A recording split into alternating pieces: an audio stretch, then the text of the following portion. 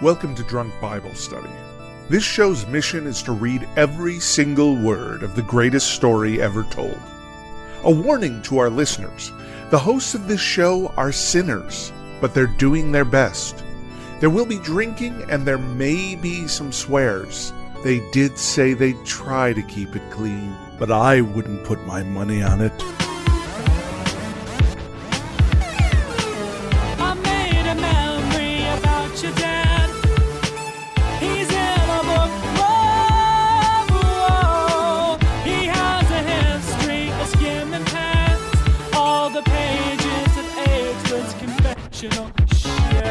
I'm Emily, and this is Drunk Bible Study, where my good friends Dedeker and Jace teach me, a born and raised atheist, all about the Bible. Jason Dedeker, hope you're doing better than I am today. Aw, Emily is a very sick lady today. Yeah. Yikes. We could pray for you. This is like the most I've talked. Oh, thanks. Thanks a lot. I appreciate that. That's a good, I like that response. That's good. It's, thanks. Thanks. Well, I don't know. I mean, anyone who grew up in the church, or at least the evangelical church. Okay, I have to keep hedging it. This was my experience growing up in the evangelical church, was that I'll pray for you or I'll pray about it was your default answer to basically get through any conversation or get out of any obligation.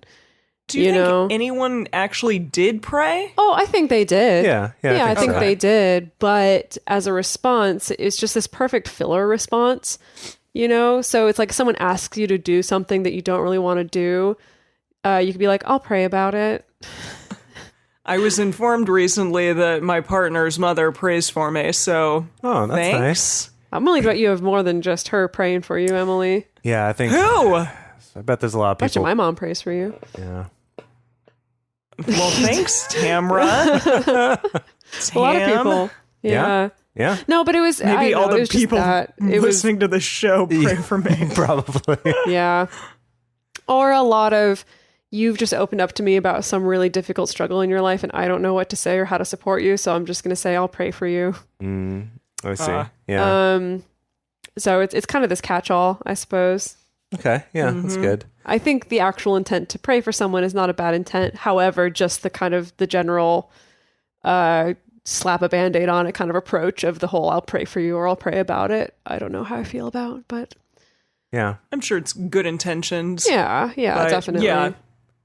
Yeah, I realized for a long time when I was younger that praying was really just sort of a form of like contemplation or reflection that I was doing. It's like meditation, but not quite. Not quite. Kind of a little more I don't want to say more active than meditation, but like a little more dialogic. Yeah, a little bit more like formulating it in a dialogue. Yeah. Yeah. But yeah, that it so I have found that in modern times, I will still do something like it sometimes when I feel like I want that kind of centeringness of just sort of like kind of clarifying some of my thoughts or feelings about something when I don't want to like sit and journal, or it's not quite big enough that I want to do that, that I'll do something sort of like praying, even though I'm not personally addressing it to any particular thing that I believe exists. See, for me, if I catch myself praying, that's a red flag. Really? Yeah, no, it's a red flag to me. Wait, what kind of red flag? Yeah, about what? Okay, if I catch myself doing something that feels like prayer to me, as in trying to put out some kind of like magical thinking manifestation, or praying to just like whoever's listening, like, oh gosh, I hope this thing doesn't happen, or can you make it so that this thing happens? If I catch myself doing that, that is a 100% indicator to me that like stuff's out of control in my life.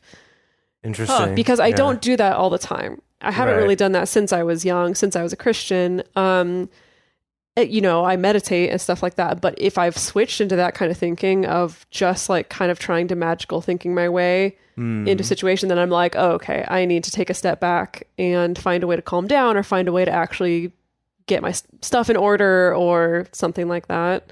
I think that's a whole interesting discussion that would be cool to have sometime, maybe next time we have a guest or something, but to talk about like prayer culture and kind of like what prayer was. Because I do think that I knew a lot of people. Has it changed? Well, no. I mean, like for individual people or within certain churches or within certain social groups, because I know a lot of people who, for them, prayer is very much like what Dedeker was just describing, where prayer is like manifesting, or it's like just asking for a certain outcome, or it's like a way of feeling like you can influence things you can't really influence. And that wasn't how I was raised to think about it. I was kind of raised to think like that's not what prayer is for, and you shouldn't do that, that that's inappropriate to do.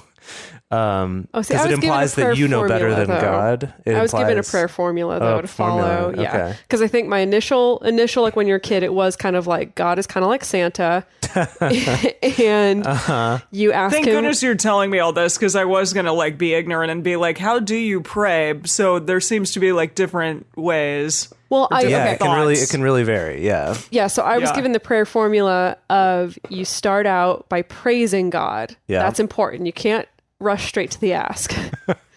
You got to start out with praising God. You need to know how much you care about him. And thanking God for the stuff you do have. Mm-hmm. Then you make the ask. Then you close out with some more praise and maybe thanks. Okay. So it's a compliment sandwich. It's a compliment sandwich with the Lord. Well, but that's, that's a good question. Emily, what was your perception of prayer when you were growing up? Not, as someone who doesn't really participate in it. Well, initially I was like, oh yeah, it's just asking for things. But then when, you talk about other people, well, yeah, I mean, maybe it is then, because it's like, if Josh's mom is praying for me, I'm assuming she's like, I'm praying that Emily is doing good and stuff, and maybe that she'll come into your light one day, God. Maybe. Who knows? Who knows what she's praying for? Yeah. It's a big ask. But yeah, I don't know. Perhaps I'm not sure if that's actually what's going on. But yeah, that's kind of what I perceived it to be. Like that if you are praying for someone, it's like praying for their well-being to a degree.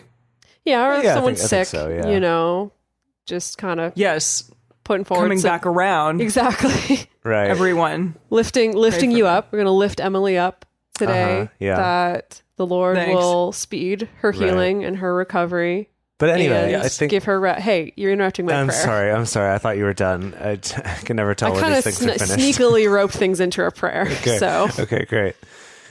Anyway, I do think it's interesting because I don't really know what other people's experience was of like what they thought prayer was, how they were taught to do it, because I never got a prayer formula, and I wonder how different that is. We also moved a lot when I was a kid, so I went to a lot of different churches and got a variety of different denominations and different congregations and different people kind of with their own takes on kind of what is good and not good when it comes to praying. Anyway, I'd love to talk about that sometime with a guest. But wait, if you're not praying, if you're not asking for something, what are you doing when you're praying? I guess there's an element of asking, but it's, I guess, more of a question of, are you asking for a specific outcome, or is it more like I'm seeking like clarity or guidance on like what choice I should make, which is a little different. Could also be more like your angel cards. Sort a little bit like those, yeah. But it could also be, I think, I saw a lot of examples of prayer where it could just be you verbalizing that you are going to just give this up to God and kind of verbalizing your letting go, essentially, of the situation and knowing like, and Lord, I trust you and I know that you have a plan and I know that this will all this will all get figured out. It'd be great if you figured it out this particular way, but... Yeah.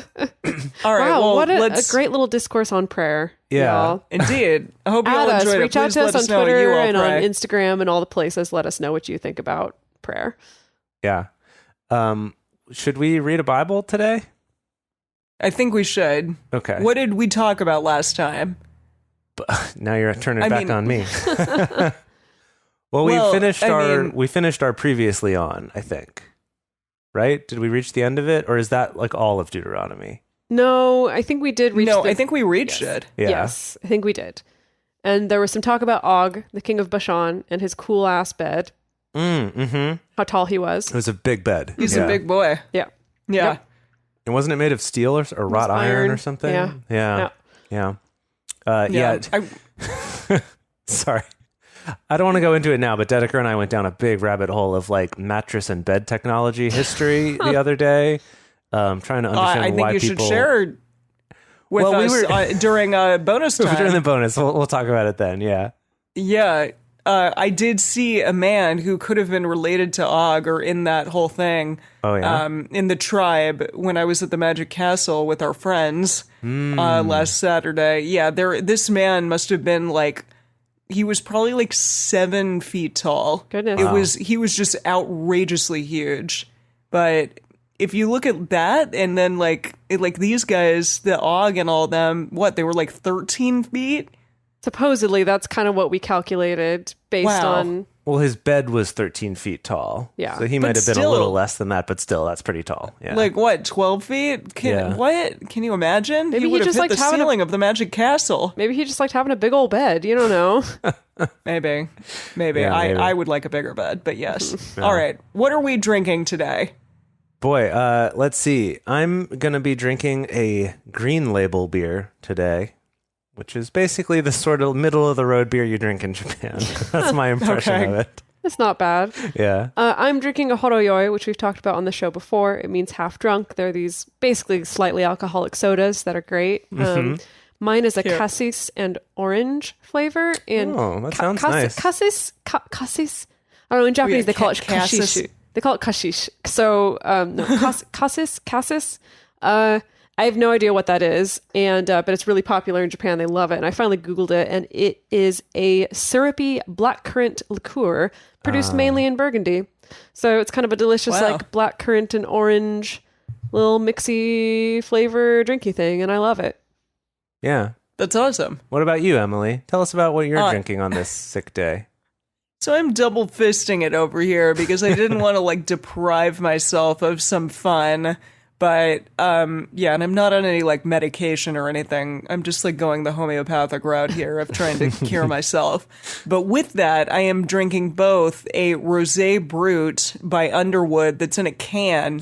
It's actually really good. But, Trader Joe's, you can get a bunch of crazy stuff there. But along with that, I am drinking a homemade, tonic, basically, tea. It's hot, of ginger that's been cut up and simmered, lemon juice, cayenne pepper, and garlic, and a little maple syrup to taste. Wow. It is like drinking soup, like kind of a ginger garlic soup. You know, that it's soup really that everyone intense. loves Yeah, and my drinks all the favorite time. soup. Yeah, no, it's not good, but I hope it does the trick. I really do. I mean, is it making you feel any better? At the moment, I'm sitting down. I'm talking to the two of you. I'm having some wine. I'm feeling better. Okay, that's an endorsement. Yeah, it was solid. You heard me at the beginning of this. I was very irritable, and I'm a little bit less so that's good. I mean, that might be the rosé more so than the ginger garlic soup. Maybe, but you know what? I'll take what I can get. Okay. Yeah. All right. So today we're going to be reading Deuteronomy 5, 6, and 7. We actually have 3 chapters today, so we can each read one of those. 5, 6, and 7. And as we get started, we want to remind everybody to read responsibly and drink responsibly. You can drink along with us, or you can listen while you're in the car. But please do not do both at the same time. And with that, we're on to Deuteronomy 5.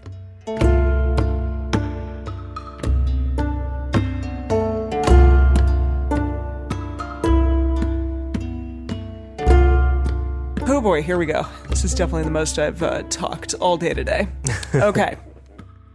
Moses called to all Israel and said to them, "Hear, Israel, the statutes and the ordinances which I speak in your ears this day, that you may learn them and observe to do them." Okay, more statutes and ordinances. It's been a second since we've done this, right?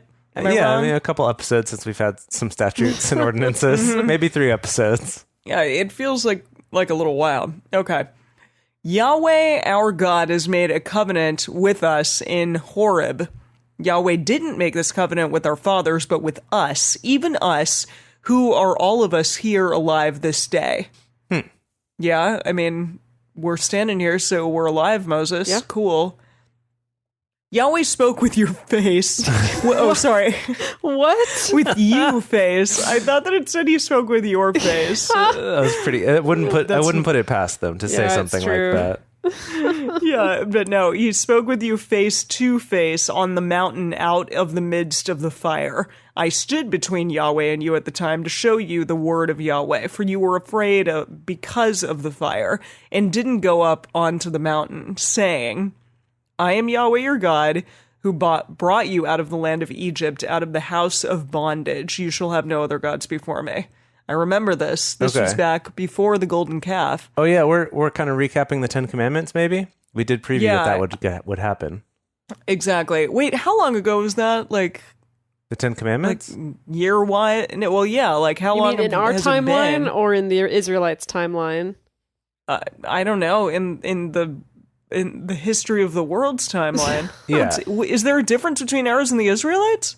Well, No, she meant like the podcast how many timeline. episodes ago, or like Yes. how many? No. years? Sorry, the Israelites. We're talking about the world. Like how long has it been since they were up on this mountain and the commandments were made into the stone face? Well, okay. From BibleHub.com/timeline, Moses receives the commandments in 1446 BC.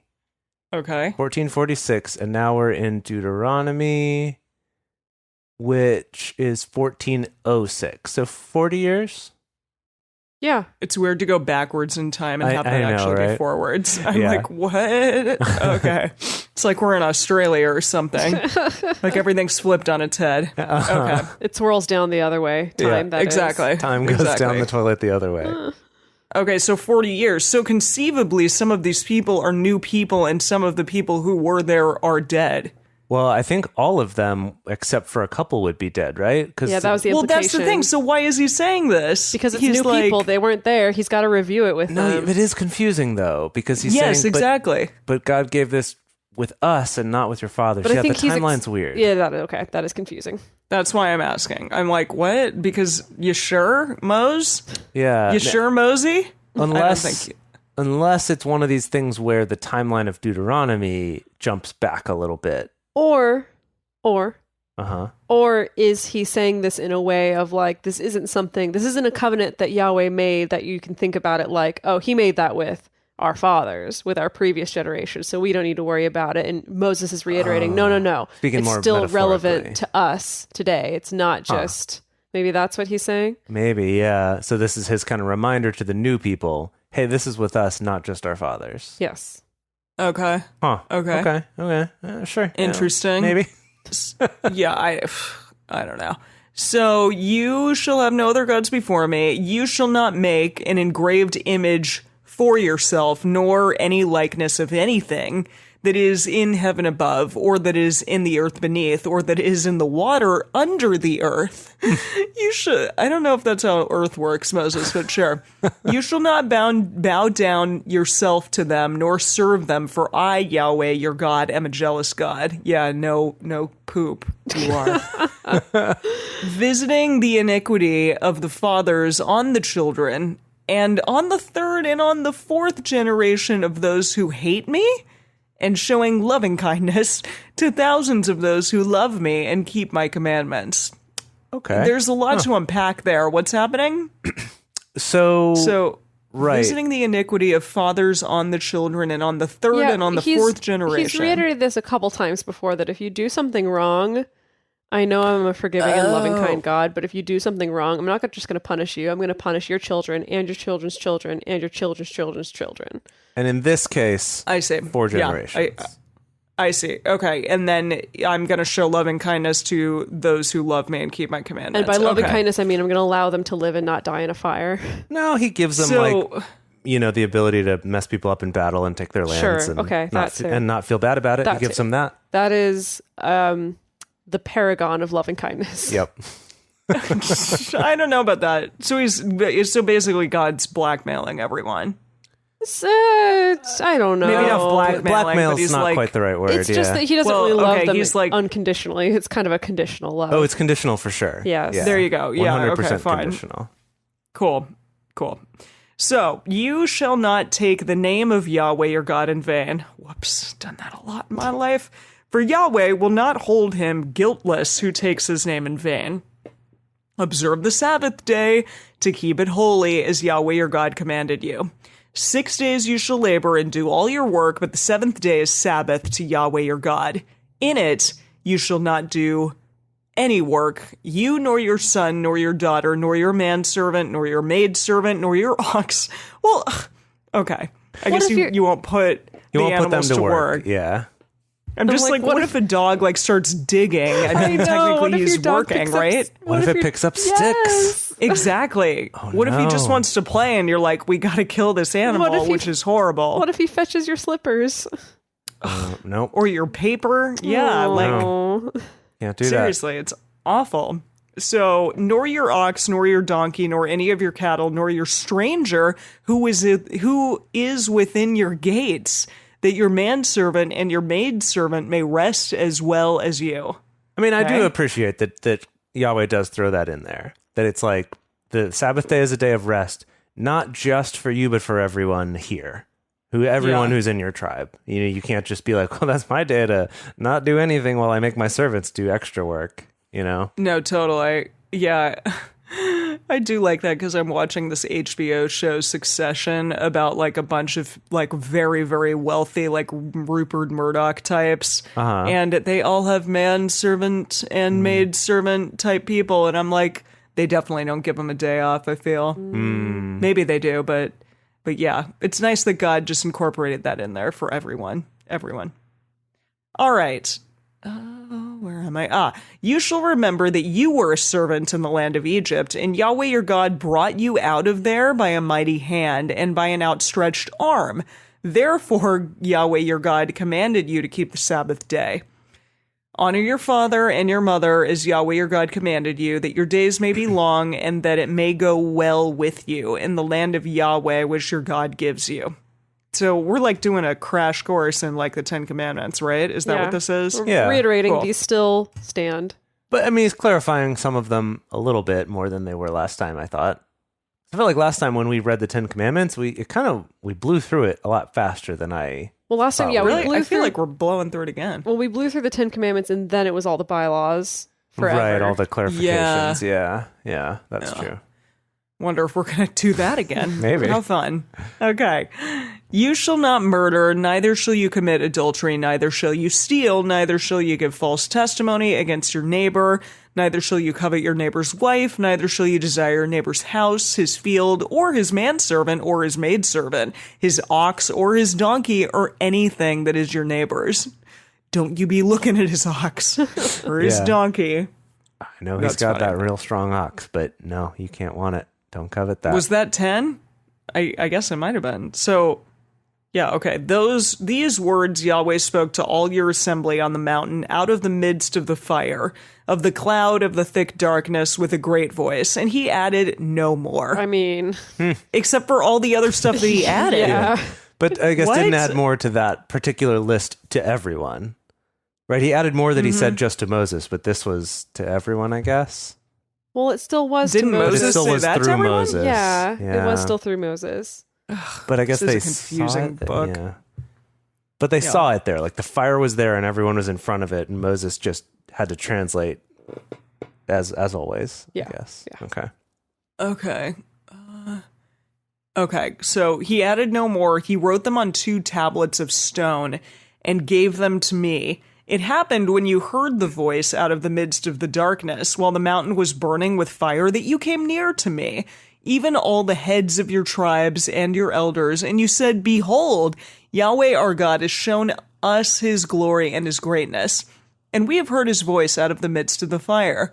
We have seen this day that God does speak with man, and he lives. Meaning, like, God lives? Yeah. Yeah. Basically, that Yahweh is real, I think, is what they all saw. Now, therefore, why should we die? For this great fire will consume us if we hear the voice of Yahweh our God any more than we shall die. What? Yeah, I think Yahweh said something to that effect of like, if He's like, don't listen to me, you'll die. Yeah, that the peoples can't listen directly or they'll die. Okay. Like Yahweh kind of spoke. This was confusing at the time because I remember when we were reading this back in Exodus being confused about it, of like, Because it mentioned at some points, like it's mentioning here, that all the people actually hearing Yahweh's voice. Yeah. But then other times it's like, no, you can never hear it. It only has to come through Moses. And I remember that being confusing. But here it does imply that they did hear some, which was not. But then we can't hear more. Yeah. Interesting, because his voice is like the Ark of the Covenant. Like his voice is that those thunder and lightnings and things that come out of the Ark. Yeah, those kind of and melt things. people's faces. I guess. He's got one of them voice melting faces. I mean, face melting voices. Voice melting faces. Yeah. Okay. So for who is there all flesh that has heard the voice of the living God speaking out of the midst of the fire as we have and lived? I mean, Moses, clearly. Yeah, but I guess that's part of the we here, right? Oh, okay. But like we're the only people in the world who've heard God or Yahweh speak. Oh, I see. As we have and lived. Yeah. Okay. We meaning maybe he and Aaron. I don't know. Did Aaron hear anything? I think he's using more of a general we, because again, like we're saying that it seems like everyone heard Yahweh speaking this time, just this once. Okay. Everyone actually heard Yahweh's voice. Except that they weren't. Like, this is a different version of the story, because actually they were partying it up and down while the Ten Commandments were being put on those tablets of stone. They were, golden calves were springing out of fires, and there was all this debauchery. And no, they didn't hear the voice of Yahweh. But like Moses is like retelling this story, and he's like, I'm just going to gloss over that part because it's kind of embarrassing. Well, and maybe I he destroyed the tablets, and I would really just rather not talk about it. Let's just talk about how penitent you were after the fact. Do you remember when Moses broke the Ten Commandments because he was so pissed? Exactly. Yeah. He's not mentioning that. Well, we'll see. Let's see. Yeah, he's kind of condensing the story. But there was the point where everyone came up and the fire was on the mountain, and I remember it saying that Yahweh actually spoke to them. But I do feel like those were two separate events that maybe are getting condensed into one now. I know, this is weird. Maybe he, just made a pass for everyone, this one time to hear it. It was like, everyone, this is really cool. You get one, okay? You get one time to hear me, and then that's it. This is and how you know more. I mean business. Yeah. Yeah. So, okay, go you near and hear all that Yahweh... What? Go you near and hear all that Yahweh our God shall say, and speak you to us all that Yahweh our God shall speak to you, and we will hear it and do it. Okay, so Moses is now playing the Israelites, telling him to go speak to Yahweh. Yeah, on their behalf. Yeah, okay. This is very confusing. Back in verse 24, it said, "And you said," and I think we're still in this quote. So, "And you, the people, in the general sense, said, Behold, Yahweh our God has shown us his glory, yada yada. Why should we die? This fire will consume us. For no one has heard this and lived. Go you near and hear all that." So this is still part of that quotation. And then you said this. So, Yahweh, is this it? 28? Yahweh heard the voice of your words? Yeah, so I guess that's the end of the quote then. Okay, so So we will hear you it go and talk. do it. You go talk instead, and we'll believe you this time. I think that's cool. the message here. We promise. And then Moses is like, you said you would believe me. Yeah. This is what you said. I remember. Yeah, well, we'll see. Yahweh heard the voice of your words when you spoke to me, and Yahweh said to me, I have heard the voice of the words of the people when they have spoken to you. They have well said all that they have spoken. Oh, that there was such a heart in them, that they would fear me and keep all my commandments always, that it might be well with them and with their children forever. Go tell them, return you to your tents. But as for you, stay Moses. you here by me. I'm sorry. This is really confusing, God. This is really confusing. But as for you, go you here. Nope. Sorry, damn it. But as for you, stand you here by me, and I will speak to you all the commandment and the statutes and the ordinances which you shall teach them, that they may do them in the land which I give them to possess it. As for you Moses, here's the leash. Yeah. Yeah. You shall observe to do therefore as Yahweh your God has commanded you. You shall not turn aside to the right hand or to the left. Okay, stay on the straight and narrow or what? Yeah, I guess weird. so, yeah. You shall walk in all the way which Yahweh your God has commanded you, that you may live and that it may be well with you, and that you may prolong your days in the land which you shall possess. It's funny, like, you need to walk in the manner in which I tell you to. Yeah. I think I know that's a metaphor, but still. That's been clearly part of the relationship from the beginning, though. Yeah, I know. You know, it's like, do it exactly as I say. Don't add extra things. Do it exactly like I said. I'm the only one who gets to add extra things. Yeah, well, that's And the I will relationship. add extra things. Yeah, Come on, trust let's be me. honest here. Be ready Yeah. for so much extra, really. Yeah. Just straight up. Yeah. All Okay, right. shall we just carry on then to Deuteronomy Please. 6?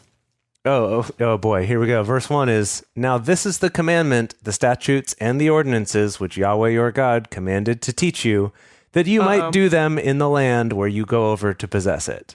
So this is, that whole chapter that Emily just read was kind of the backstory and the lead up to like, now you better listen to these, and now this is the these. Okay. Cool. Okay. Yeah, when you go over to possess it, that you might fear Yahweh your God, to keep all his statutes and his commandments, which I command you, and your son. It said you twice. Which I command you, and your son's son, all the days of your life, and that your days may be prolonged. Wait, that was a weird circular statement. It was like, Yeah. these are okay, I'm going to simplify. These Yeah. are the commandments that I'm giving you that you might. I'm going to give you these commandments so that you'll keep these commandments. Basically, like, He's saying, is he just reiterating? I got a little lost there. well, he's saying, I'm giving you these commandments so that you will do them in the land where you go to possess. So like that you'll do them in this new land of Canaan that you've taken. Okay. Or that you're going to take, that's still unclear. I guess that you're going to take because Moses is still alive. And But he's not going. He's not allowed. He's not going to go. Yeah. He gets to look at it. Yeah. So Oh, then, nice. so I'm going to teach all these to you so you can do them there and that you'll fear Yahweh and keep his statutes, which I command you and your son and your son's son. And that by doing this, all your days may be prolonged. Yep, you got it. So you'll live longer by doing it. Good job. Yeah. Yep. Okay. Cool. Okay. Hear therefore, Israel, and observe to do it, that it may be well with you, and that you may increase mightily, as Yahweh, the God of your fathers, has promised to you, in a land flowing with milk and honey. Oh. Do we drink for repeated metaphors? Oh, I was already drinking, so Okay. Yeah, that's true. and I was I just feel like that metaphor is going to be there constantly, It like is. throughout this entire thing. I wonder if it'll be in the New Testament. Oh, well, we'll have to find out. In a couple years. Yeah. Hear, Israel, Yahweh is our God. Yahweh is one. Now, this punctuation's confusing. It goes, Hear, Israel, colon, Yahweh is our God, semicolon, Yahweh is one, it's like a math problem. colon, a second colon here. And you shall love Yahweh your God with all your heart and with all your soul and with all your might. Period. Period. All right. These words, which I command you this day, shall be on your heart, semicolon, and you shall teach them diligently to your children, and shall talk of them when you sit in your house, and when you walk by the way, and when you lie down, and when you rise up. Always talk about them. Just be always talking about them. You shall bind them for a sign on your hand, and they shall be symbols between your eyes. Is that like the binding of Isaac? Oh no, that was something That else. happened That already before. happened. It's that video game too. Yeah. You shall bind them for a sign on your hand. This is actually a thing in Judaism. Can you write it down really? and I'll look it up for the bonus content? Okay, yeah. For Yeah. a sign on your hand. Okay. We'll talk about that later. And a symbol between your eyes. That too. You shall write them on the doorposts of your house and on your gates. It shall be, when Yahweh your God shall bring you into the land which he swore to your fathers, to Abraham, to Isaac, and to Jacob, to give you great and goodly cities, which you Goodly city. This is great. Great and goodly cities which you didn't build. Didn't build. They just were there for you. You barely deserve them, honestly. Yeah. He totally like goes on and on about how little they deserve all this. Yeah. And houses full of all good things which you didn't fill, and cisterns dug out which you didn't dig, Jeez. vineyards and olive trees which you didn't plant, and you shall eat and be full. Then beware, lest you forget Yahweh, who brought you forth out of the land of Egypt, out of the house of bondage. He's already he's Okay. just like already establishing this custom of children, of parents guilting their children for all the things that they do for them. Oh, that's very true. It's yeah. like Maybe that well, was just my childhood. I gave don't you know. everything that I have ever, used or whatever that I have ever like. I cook your meals. I gotten clean in my life. the house. Yeah. I make sure you go to school. I pay the bills. And you don't do any work for those. Yeah. Yeah. I heard a thing recently that said like, don't say that kind of stuff to your kids because the kids didn't ask to be on this planet. You put them here. So It's true. It is kind Whoa. of well. Yeah. I like that. I like that. I actually do like that. Yeah. Yeah. It is kind of funny because I do think that the parents' intention with that is just to like get their kid to be kind of grateful or understand how lucky they are, stop being so entitled and complaining. But then at the same time, it is kind of like a not very productive conversation because what can you say to that as a kid? Right. It's Totally. like, yeah. okay, fine, It's I'll like, go get a cool. job as a 10-year-old. Right. That's Yeah, why- exactly. It makes me think of this funny article I read about like sort of a response to the baby boomers complaining about millennials being super entitled and whatever. And then kind of being like, as a millennial, we didn't ask for participation trophies. Yeah. You were the ones who were so insecure about your own lives that you had to give them to us. So like, Whoa. Yeah, Damn. Yahweh, you're the one who gave us the freaking participation trophies. You're the one who gave us these very rigid, inflexible laws, and now you're complaining when we can't follow them exactly to the letter. you told us we Yeah. had to go to Canaan and take this land, and now you're guilting us. You've ordered us to love you, which Totally. is ironic. Oh boy. Okay, where did I leave off? I lost my place. You left. Full of good things. Yes. You'll eat and be full. Oh, verse 13. You shall fear Yahweh your God, and him you shall serve, and shall swear by his name. You shall not go after other gods, of the gods of the peoples who are round about you. For Yahweh your God in the midst of you is a jealous God. Lest the anger of Yahweh your God be kindled against you, and he destroy you from off the face of the earth. It's just, you have to love me, and if you make me too jealous, I'm literally going to kill you. I will literally Gracious. erase It's you from the face of the earth. Such a bad model. I'm sorry. It's okay. I'm not going to say anything else. Keep going. What if you're like, I think it's fine. I don't know. He's an okay guy, I guess. It's not good enough. Would you be killed for that? Oh, I see. If you're just sort of mediocre about it. If you're like, Yeah, if you're fairly ambivalent either way, It's the weird irony that if you were just okay with this God, you wouldn't have the tolerance to handle all of these very strict bylaws and statutes and stuff. You would have to love him, but then that's Or- kind of canceled or out by the fear fact him, that yeah. he's ordered you to love and fear him. So I don't know. I mean, Alan Watts talks about how Judeo-Christianity and Judeo-Christian values are kind of based in this like God as a king kind of situation, Right. as opposed to Right. different traditions that treat God or any kind of all supreme power as like a slightly different relationship. But this is very much the king who literally does have the power to either cut off your head right in that instant, or I guess what's a good thing a king could do for you? give you land. Give you land. That's usually what kings did. Wow, it's And look, it's he's literally giving them that. land. It is literally that, yeah. that. It's like I give you land or I could Contingent cut off your upon- head. Yeah, no, he's giving them land contingent upon whether or not they actually do these things. Like how precisely you can bow and scrape. Yeah, no, that is very much like that king model. Yeah, for sure. That's 100% like how kings Anyway, would. Alan Watts then goes on to say that how can you build a democracy when your country is also in this foundation of the universe being a monarchy? I'll leave y'all to think about that conundrum. Let's keep reading the Bible. Okay. Yikes. Yeah. You shall not tempt Yahweh your God as you tempted him in Massah. Tempt him to what? To destroy you? I think so, yeah. Oh, yeah, 2 were good and 3 were bad and blah, blah, blah, blah, blah. Arm movements. I guess that must be 6 what were it was. okay. Yeah. Yeah. You shall diligently keep the commandments of Yahweh your God, and his testimonies and his statutes, which he has commanded you.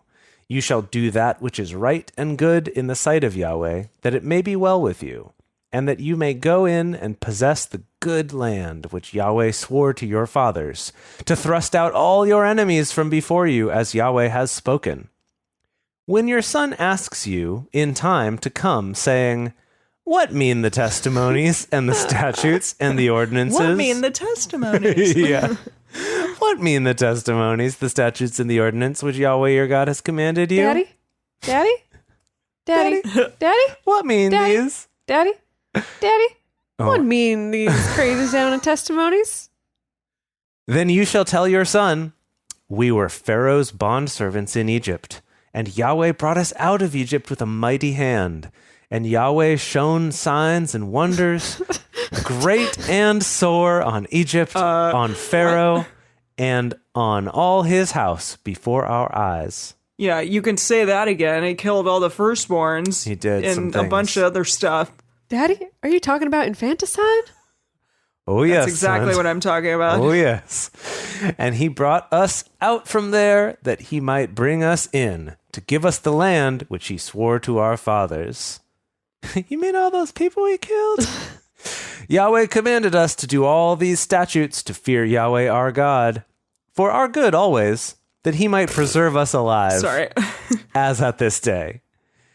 It shall be righteousness to us if we observe to do all this commandment before Yahweh our God, as he has commanded us. So, Daddy, is that why you had to cut off my foreskin?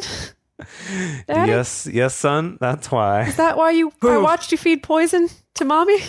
Daddy? Yep. Oh, no. How Yep. sad. Yep, it wasn't poison, it was radiation, but sure. Oh. It was radiation. That was our ridiculous theory. Yeah. We already talked about this so long ago. Yeah. Yeah, I know. I know we talked about it, but I thought that it was like dirt and stuff. Yeah, but And, like- radioactive dirt. Yeah, radioactive was the- fallout That dirt. was the theory, yeah. You know? Yeah. From the Cool. nuclear reactor inside the ark. Yeah. I see. Yeah. Okay. Got it. I remember now. Yeah. All right. Good theory. Deuteronomy 7. Okay, I'm not a little child anymore, right? No, that would be painful for you to read this It whole would. chapter in that Okay. kid voice. When Yahweh your God shall bring you into the land where you go to possess it, and shall cast out many nations before you, the Hittite and the Girgashite, and Who's a Girgashite? the Gerber What baby, a name. the Girgashite, and the Amorite, and the Canaanite, and the Perizzite, and the Hivite, and the Jebusite, 7 nations greater and mightier than you. Mm-hmm. And when Yahweh your God shall deliver them up before you, and you shall strike them, then you shall utterly destroy them. Holy moly. You shall make Whoa. no covenant Whoa. with them, nor show mercy to them. Neither shall you Gosh. make marriages with them. Your daughter you shall not give to his son, nor his daughter shall you take to your son. For he will turn away your son from following me, that they may serve other gods. Wow. This is like, yeah, you can't like have 2 people in 2 different religions be together. Basically, because one of them's going Oh, to yeah. pull Yeah. away the other one. It's annoying. Jeez. For he will turn away your son from following me, that they may serve other gods. So will the anger of Yahweh be kindled against you, and he will destroy you quickly. Betty so will. quickly. Betty will. Yeah. But thus shall you deal with them. You shall break down their altars, and dash in pieces their pillars, and hew down their Asherim. We looked this up for a bonus content once. Do you remember what it Asherim. was? I think she was a goddess. Okay. I think she was maybe the one who, maybe in certain traditions, was Yahweh's wife, actually. I thought was that that was the a one? different name. That was worshipped in the region. We don't have to look it up now. okay. And burn their engraved images with fire. For you are a holy people to Yahweh your God. Yahweh your God has chosen you to be a people for his own possession, above all peoples who are on the face of the earth. Yahweh His didn't... own possession. Uh-huh. Yikes. Yeah. Well, and also like this kind of, is it, I think that I've heard of people like going and destroying, other religious things in the world. Yeah, I think we've heard of that a couple think we've times, heard of that, maybe. yeah. I think I read Well, about it in sure. a magazine once. But this is like, yeah, again, setting precedent for that. It's just, it's really sad knowing it is. It is. the way that the world currently is, the state of it, and that it has been over time. Yeah, and it's just kind of like all written here in black and white. It's like, well, God said that it was fine to do this, that in fact I should do it, so I'm going to do it. Yeah, this is how It's you're like- successful as a people, is you destroy everyone else. I wonder how common this was at the time. Like, were these new things they were doing, or was this just what everyone did? You know what I mean? Like when if the Canaanites conquered someone else, would they do the same thing? I don't know. I mean, well, okay. Maybe this isn't good I don't know either. comparative analysis, but if we think about the Egyptian, okay, not good comparative analysis because I'm just basing it on what we've read in the Bible. Okay. So if we think about the Egyptians didn't exactly go in and be like, we got to kill all of them. I mean, they were like, we got to kill the firstborn sons. But they weren't like, we got to destroy all their holy objects and not allow them to worship. And we need to make sure that they only worship our gods. At least not that was written. I feel like if that was happening, that would have been written down in this tale, because that would be another instance of the Israelites being oppressed. Yeah. Huh. But I thought that was one of the issues of contention, wasn't it? Because Pharaoh Was was it? worshipped as a god, and them having Yahweh, who they thought was a greater god than Pharaoh, was a problem.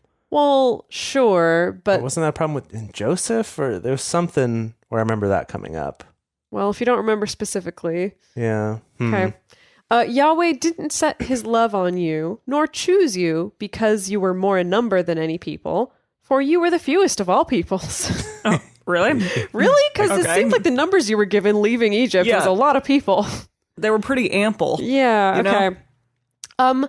But because Yahweh loves you, and because he would keep the oath which he swore to your fathers, has Yahweh brought you out with a mighty hand, and redeemed you out of the house of bondage, from the hand of Pharaoh king of Egypt.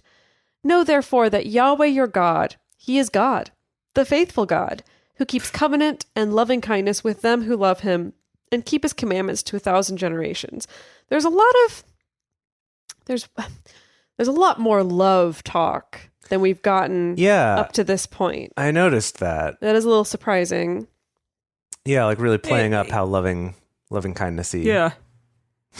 It's like we know how much stuff he's done, but we just want you to remember how loving kindness he is. It's like they doubled Because- down on the PR.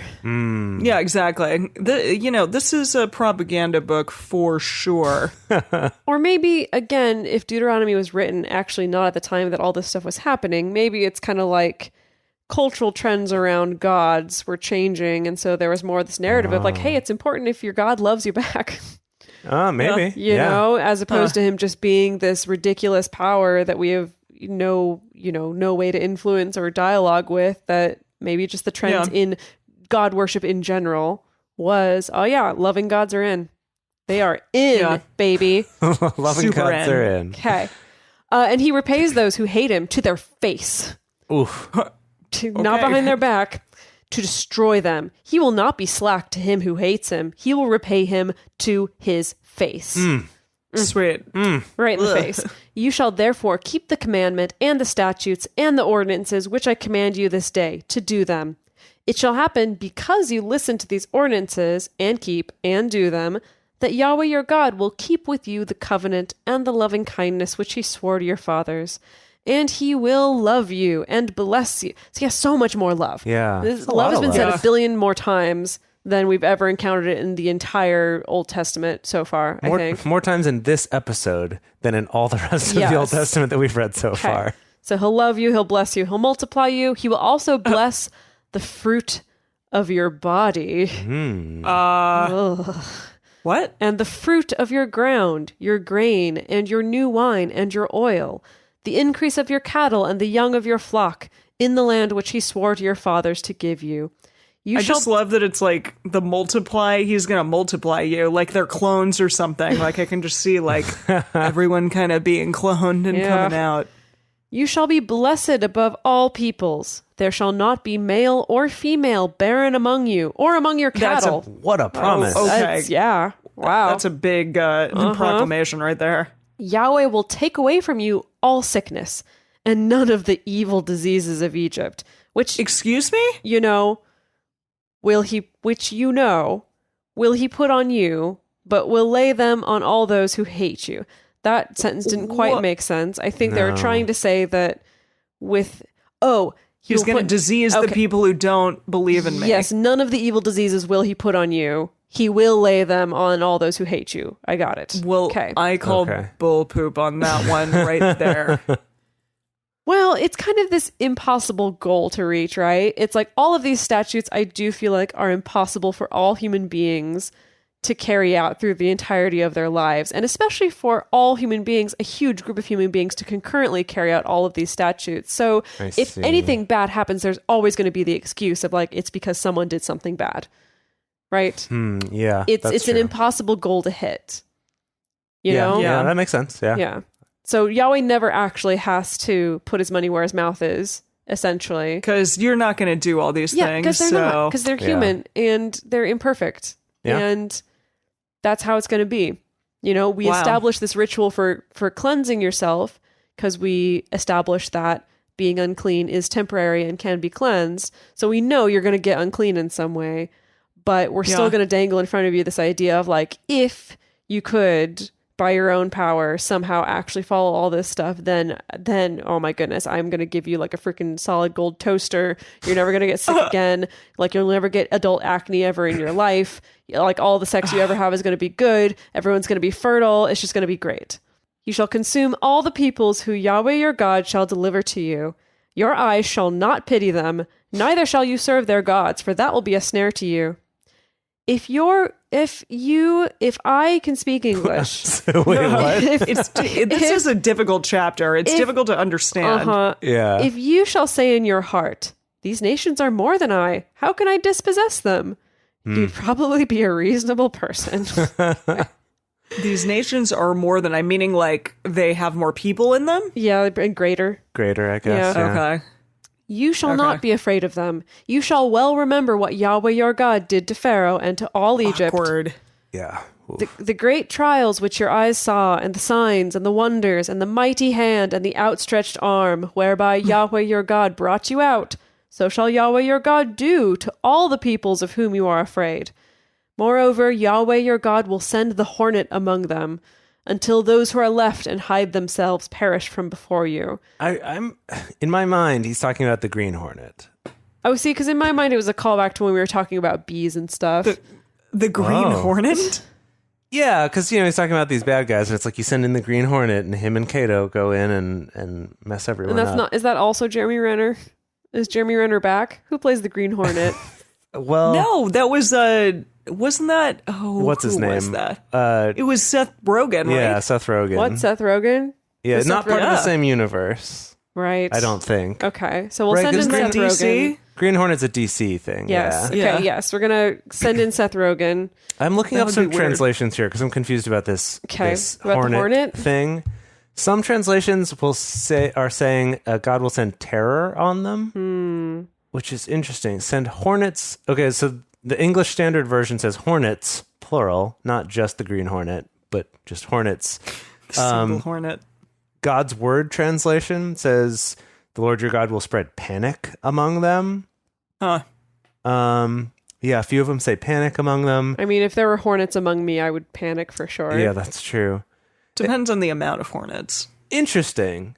The Message Bible says, and to top it off, the hornet. Now that's the hornet What? with a capital H, Okay, as that's in 100% Seth Rogen. a proper name. It's Seth Rogen. And to top Okay. it off, the hornet.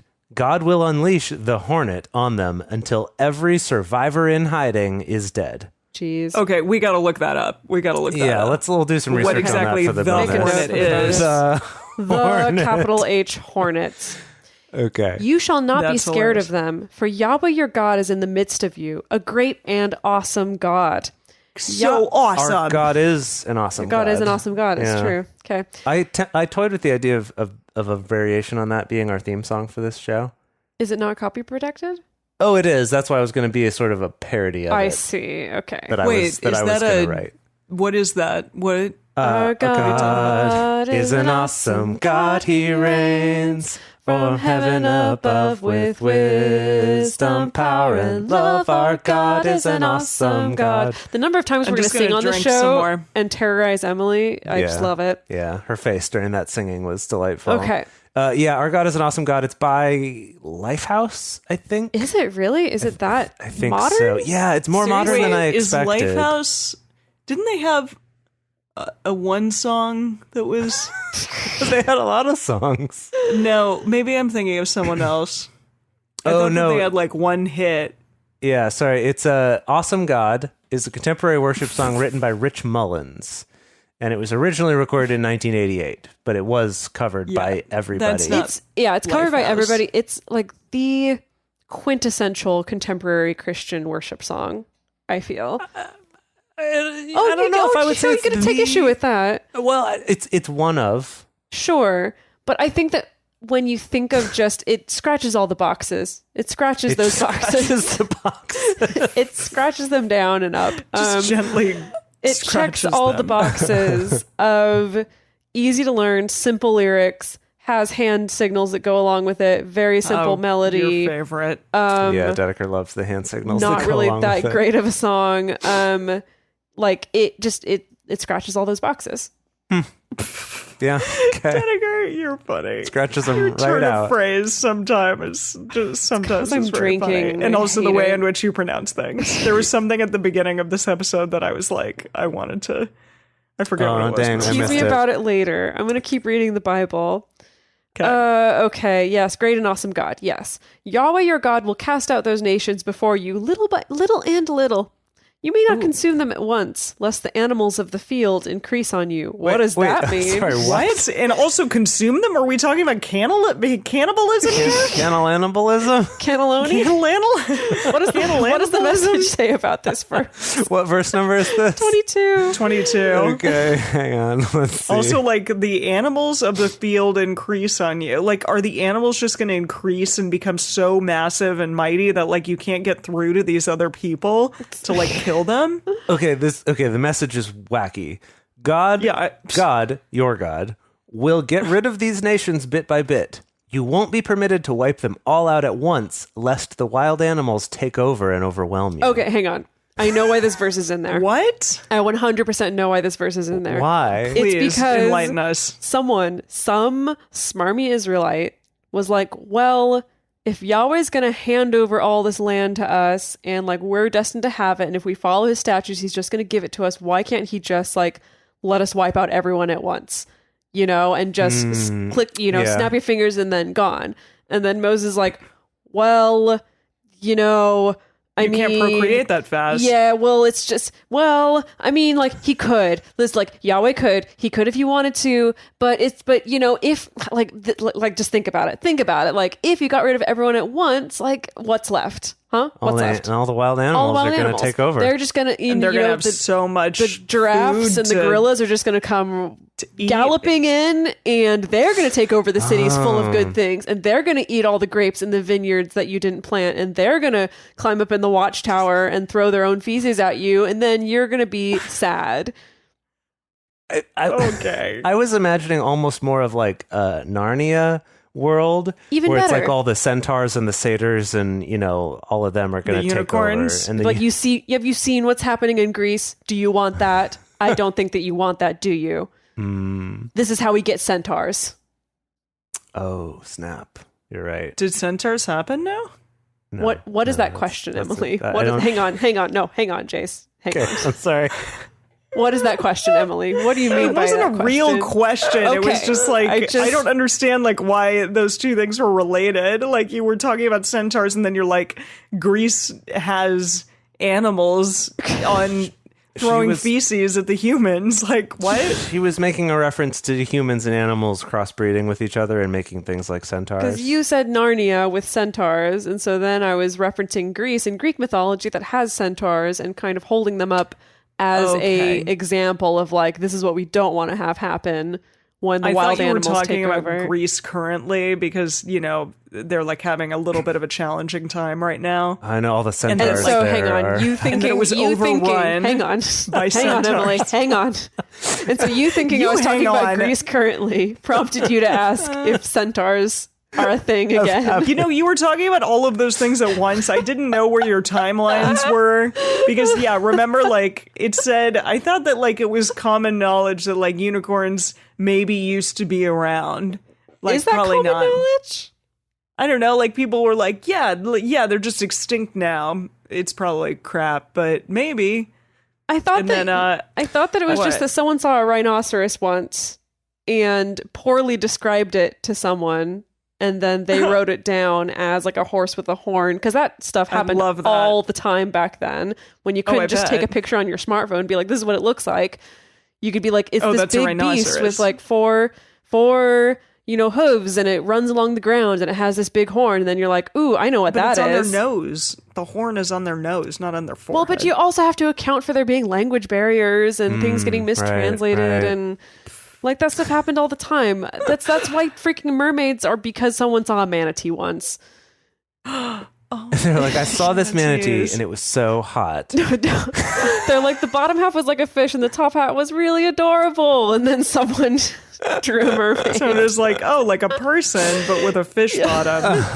That sounds like something else. But Great, yeah, okay. great. We're so close to the end of this chapter. Can we finish this Bible? All right, I have a translation to read, but I'll read it at the end. Oh, you it's sure? a little press Oh, at the end. Okay, Yeah. great. Okay, animals of the field, yes. Whew, we really went on a tangent with that one. Okay. Yeah, we did. Yeah. But Yahweh your God will deliver them up before you and will confuse them with a great confusion. This is how I feel. Yep. Okay. Until they be destroyed. He will deliver their kings into your hand, and you shall make their name to perish from under the sky. There shall no man be able to stand before you until you have destroyed them. The engraved images of... Yeah, I know that is confusing. Hang on. There shall no man be able to stand before Trucking you all along. until you have destroyed them. Yeah, I don't know about that one either. Oh, maybe it's like, okay, no one can stand before you. You're going to beat everybody until you've beat all the ones I've told you to beat, and then maybe someone will beat you. Okay. I think that's... What? I don't know about that logic, Jace. It makes sense to me. Until Okay, you It's sort of like proven- putting like an ending clause on the contract, you know? Oh, yeah, maybe it's kind of like a just in case. Yeah. Yeah. Okay. The engraved images of their gods shall you burn with fire. Ooh, yeah. You shall not covet the silver or the gold that is on them, nor take it Oh, to but you. come on. No, he's like, no. Lest you be snared therein, for it is an abomination to Yahweh your God. Interesting. Yeah. You shall not bring an abomination into your house and become a devoted thing like it. You shall utterly detest it, and you shall utterly abhor it, for it is a devoted thing. What did you think devoted thing means in this Probably context? like an idol. Like they loved it. They loved this Yeah. thing that was not God, and so kill it with fire. Yeah, they've literally. imbued it with some powers. A devote, like meaning that other things were devoted to it? It just like devoted is such a weird word. Like, to I don't use know, here. an object of power or a holy object, I assume. Let's Yeah, that- see. One shows devotion for. Yeah. I'm looking up translations here. A cursed thing is used. Oh. Some are just like because they're under the ban. These are banned. All right. Great. Yeah. There's some banned things. This is one of them, so don't even. Yeah. Okay, what's your funny thing, Jace? Okay, this is Tyndale, our good buddy Of Tyndale. course. How could I forget Mr. Tyndale? Yeah. So this is that verse about driving out the nations little by little so that the wild beasts don't take over it. Mm-hmm. Okay. This is what Tyndale has to say. And I think Tyndale really captures this the most accurately here. The Lord thy God will put out these nacios before thee. Nacios. Nacios. What's a nacio? Like a The nation? nations, yeah. Oh, nacios. Oh. Nacios. Oh, Nacios. nacios. I like that. Yeah, yeah. Yeah, it's cute. The Lord thy God will put out these nacios before thee, a little ad a little. Thou mayest not consume thee at once, lest the beasties of the field increase upon thee. The beasties. The beasties. You wouldn't want them beasties of the field increasing upon ye. And the beasties is spelled Beestes. Bless him. Beasties. Beasties. The beasties. Like It's it's a like- bee. With Tyndale, it's a- I can't a big tell. Yeah, it's not the hornet, it's the beasties. I'm like, Tyndale, were you a 15th century genius or were you a 21st century toddler? I can't tell. based on the jeez. spelling, you know? I also, Jace, love the kind of accent you put on every time you do Tyndale, and you're like, and then the beasties and just the like hornets and whatever. a tiny bit of fop you sprinkle in. Yeah. Yeah, he's definitely foppish. I'll give you that. Wow. Alrighty. Now I'm looking up the Tyndale verse about the hornets. We didn't even do that before. Oh, yes, please. Thereto the Lord thy God will send hornetus among them until they that are left and hide themselves from thee to be destroyed. Yeah. Yep. The hornetus. The green horneta. The hornetus. Sith Rogin. What if one of the translations was some sort of like hidden way of saying Seth Rogen, and that's part of the prophecy? Oh, shoot. That's a Yeah, good conspiracy theory. It's brilliant. Yeah. I don't know about that. Wait, what was the one that Ryan Reynolds was in? Daredevil? No. No. That was Jason. That was Ben Even I Affleck. know Okay. that. Oh, I get those two confused. What? They're not even remotely similar. Was he the Green Arrow? Okay, no. Ryan Reynolds and Blake Lively met on the He's the Green Lantern. set of Green one of- Lantern. There you. Thank you, Dedeker. Thank you. Yeah, Green Lantern's different from Green Hornet. Also, Green Lantern is I know. is Marvel, But they're both right? green. Or are they both DC? Shoot. I don't know. Dedeker, do you have it up? Do we have to talk about this now? Nah. That's fine. He's DC. He's in the Justice League. Okay. Yeah. Okay. Cool. Wait, are there two green things in DC There's several called green the things. Green something? There's several green things. There's Green Lantern, there's the Green Hornet, and there's Green also Arrow. Green Arrow. Yeah. Well, that's just DC. What were you thinking? They found the color that works for them and they're going with it. Yeah. Apparently. Oh my goodness. Okay, what's going to happen next time? Probably more recap. Probably I don't know, but yeah, more statutes and limitations. Yeah, I know. would think so. Probably more. Do you think these Israelites are ever going to actually get into Canaan? Or we're going to do all this talking? I mean, I have a rough Maybe sense in of how the story next goes. book. In the next book, you think? Yeah, I think that it might take us this whole book to just go over statutes, and then we'll get Just to the canon prep. at the end. Just Yeah. the prep. Okay. Alrighty. Because I'm pretty sure that it's Sorry, go ahead, Emily. 32. No, it's like 32 chapters, right? Yeah, we're cruising along though. We just got through 7 of them now. Oh yeah, we're making good progress. All right. All right. Okay. All Oh, right. goodness. We'll see. But yeah, it's probably gonna because Deuteronomy we looked up means the second laws or whatever, the Yes. second law. So it's probably gonna be The review. laws. Yeah.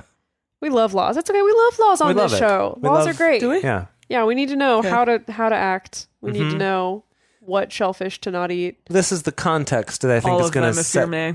Yeah, well.